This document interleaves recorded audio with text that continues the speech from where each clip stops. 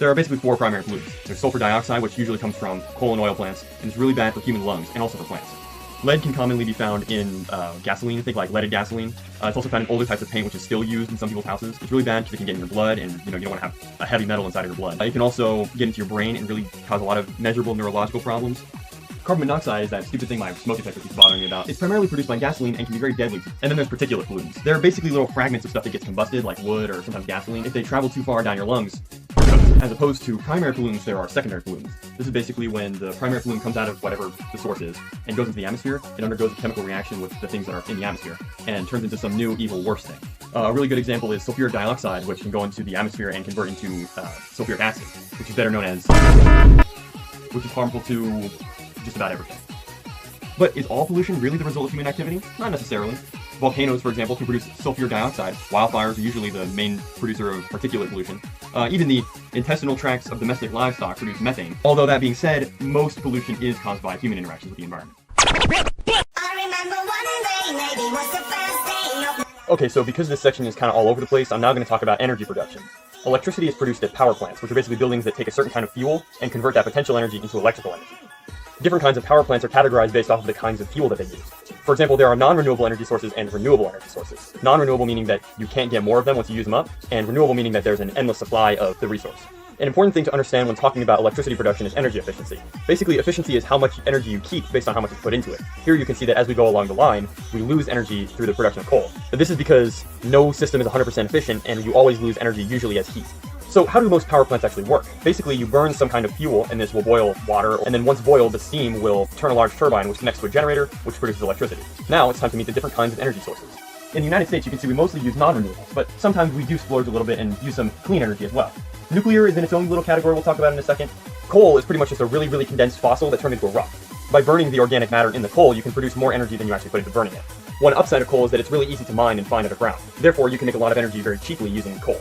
The downside of coal, though, is that when you burn it, it actually produces emissions into the environment. The process of mining it is also bad for the environment. Petroleum is sort of an umbrella term referring to all liquid fossil fuels. Now, I don't want to bore you with the details, but petroleum was basically small pieces of plankton that fossilized and went underground a very long time ago, and then now we use big drills to get them out of the ground and suck them back onto the surface. Like I said, petroleum accounts for many different flavors of gasoline. My personal, most tastiest is kerosene. And of course, burning petroleum is bad for the environment. Now onto the renewables. Solar energy is really good because it's not like the sun's going to be going away anytime soon, and also it doesn't produce very many carbon emissions while in use. The downside is that you have to mine these really rare metals out of the earth in order to make the photovoltaic cells, or PV cells. Additionally, obviously solar panels aren't going to run all hours of the day, and if it's rainy or if it's nighttime, they might not work at 100% efficiency. Wind energy is pretty much what you would imagine it to be. Big wind turbines, they get spun by the wind.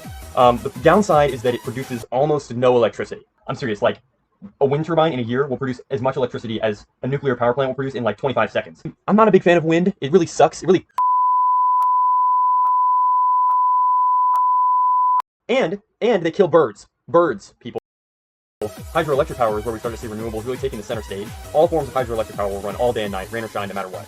And this is really important because unlike wind, which will only blow in one direction at a certain time once in a blue moon, or solar, which only works half of the day, hydroelectric will always be running and always be producing electricity, which means that for the relatively low amount of hydroelectric dams we have, we produce a lot of electricity with it.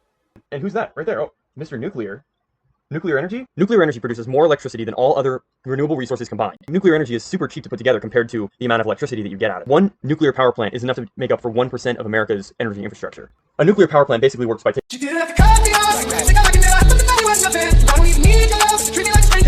It's flawless. It's phenomenal. Great system. Some people will tell you about nuclear disasters. I will tell you there have only been 3. Chernobyl, 3 Mile Island, and Fukushima. And really, I don't think we can put this on nuclear energy. It's flawless. So how do we assess the levels and types of risk that are associated with certain activities? Meet the EPA, basically a Sigma task force dedicated to measuring and managing environmental hazards. But what exactly is risk? Suppose that you're in a situation where you might be exposed to a certain hazard. Risk is basically the probability that you'll interact with the hazard multiplied by the probability that you'll be harmed by the hazard. For example, suppose you're on a plane. There's a 1 in 1 million chance that you'll crash, and a 100% chance that you'll die in that scenario. So risk is 1 in 1 million. At the same time, if you eat 40 tablespoons of peanut butter, there's a 1 in 1 million chance that carcinogens present in the peanut butter will cause cancer, also killing you. And yet we still like to think of planes as being more dangerous than peanut butter. This demonstrates the fundamental rule of risk assessment. People are more scared of rare hazards with high mortality rate than of common hazards with a low mortality rate, even if they're essentially the same level of risk. When it comes to environmental risk, scientists usually follow 3 steps. Number 1, how much risk is there? Number 2, how much risk is acceptable? And number 3, how can we manage the risk that we have? Unfortunately, in many cases, the EPA doesn't actually have the proper authority that it needs in order to combat certain risks. Radon, for example, causes thousands of deaths a year, and yet the EPA isn't allowed to regulate the level of radon present in the atmosphere. They're only allowed to regulate the amount of radon in water. If they could regulate the air's level of radon, then they could save a lot more lives, because not many people die from radon in the water.